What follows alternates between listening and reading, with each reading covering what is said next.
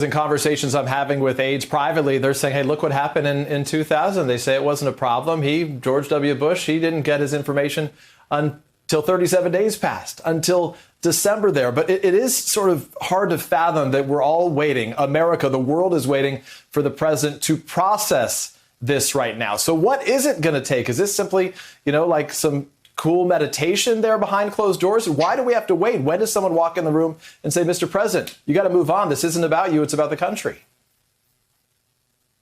We have to wait because the president has Republicans handcuffed by politics. They are scared of the president's influence on the base. They're scared of their reelection campaigns. They're scared of Republican voters abandoning them in 2022 and 2024. The Biden campaign says that this is theatrics, not lawsuits.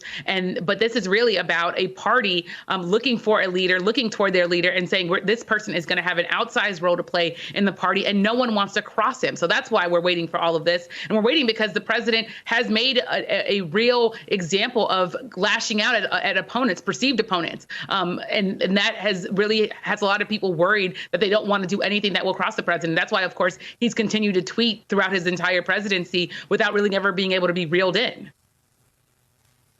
David, it feels like there has been some small cracks, at least in this sort of process right now. Some Republican senators, only 4 of them have publicly congratulated the president, but I think it's 11 who have now said they believe that Joe Biden deserves access to the PDB, even as we await the results. I can show you some of those faces so Americans can see for themselves. But where is Republican leadership right now? I'm struck as you hear from Kevin McCarthy and others, Mitch McConnell, who are touting the successes, the Republican victories in all these different congressional seats. They gained back, some seats in the House, and yet they're saying, oh, but the president on the same ballot, mind you, that one, it may have been fraudulent, so we should just keep going through this.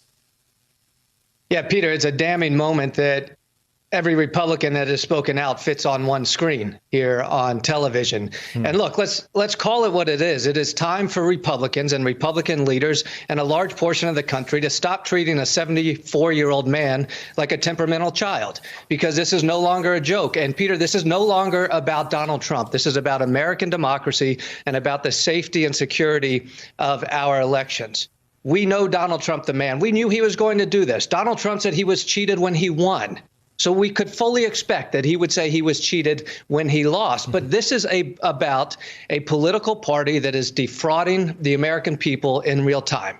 This is about a generation of Republican leaders who are committing a fraud upon American democracy, and they deserve the scrutiny and the damnation and the criticism that we are focusing on Donald Trump right now. Donald Trump will be gone on January 20th, and he likes to play the theater, as you discussed, and suggest, I know there was fraud and you proved there wasn't. That's not the way elections work, and that's not the way the courts work. And our Republican leadership in Washington is smart enough to know that he is playing the American people for a fool.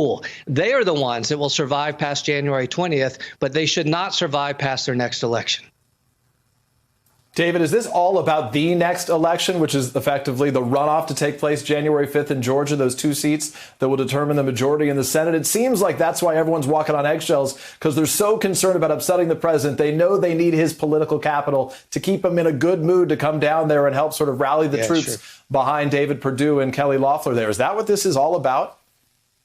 Yeah, look, certainly that's a nuanced argument for people interested in controlling the Senate. For some with their own political ambition, the Marco Rubios, the Tom Cottons, the others that perhaps have eyes on 2024, or like a Rubio, his own reelection in Florida in 2022. This is about coddling the very devout Trump base. But Peter, the calling of leadership is not to coddle people when they are wrong. It is to lead them in the direction of the right. And that is why it is fair to criticize these Republican leaders. Look, at some point when Donald Trump is gone, you're going to see a Republican leader begin to try to move their voters towards them. I do believe Trump will try to keep control of the party, but he won't be able to, because the collective ambition of the Republicans who are left in office in Washington, D.C. will ultimately tilt power towards them and away from Donald Trump. They're just not ready to make that move yet. This is about satisfying the Trump base so that they don't create long-term damage to their own political careers. And Donna, Joe Biden, we've heard from him. He described it as an embarrassment, what we're seeing right now. He said the president, I think to use his words, was not doing his own legacy any favors right now. I'm struck by that word legacy because as I talk to some of those around the president, they say the reason that they've been so frustrated by what they're witnessing by their boss, by the president, is they say he is doing real damage to the legacy in their view, his accomplishments in their view from the course of the last 4 years here. What does this do to the legacy of Donald Trump that he goes out breaking tradition the same way he went in?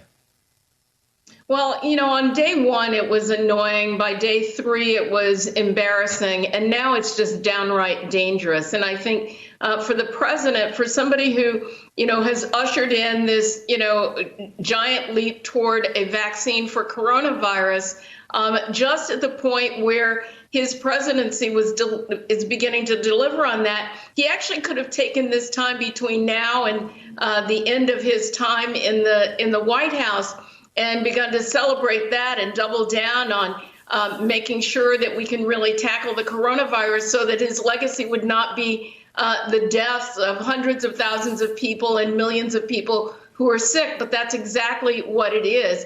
I think that, you know, very sadly, the world has moved on from Donald Trump. The American people are moving on for Donald Trump. Eventually, those Republican legislators will move on from Donald Trump as well.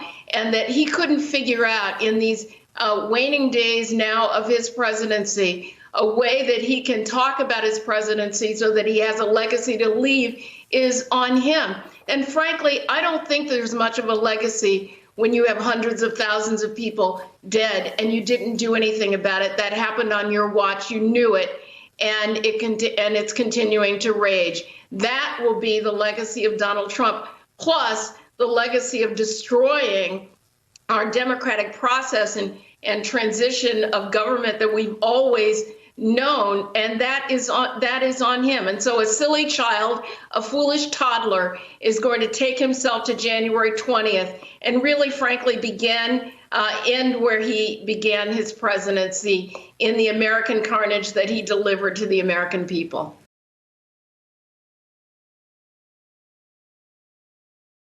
Hey there, I'm Chris Hayes from MSNBC. Thanks for watching MSNBC on YouTube. If you want to keep up to date with the videos we're putting out, you can click subscribe just below me or click over on this list to see lots of other great videos.